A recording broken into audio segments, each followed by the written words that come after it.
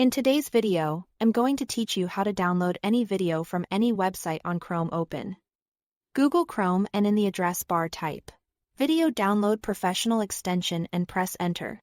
From the results, click the first link that takes you to the Chrome Web Store page for Video Downloader Professional. On the extension page, click Add to Chrome.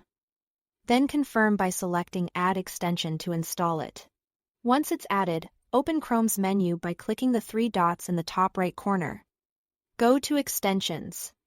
And then open the Extensions menu, find Video Downloader Professional in the list and click the pin icon so it shows up on your toolbar for quick access.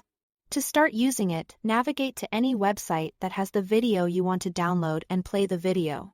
Now click the Extensions arrow icon in the toolbar. You'll see a list of videos detected on that page.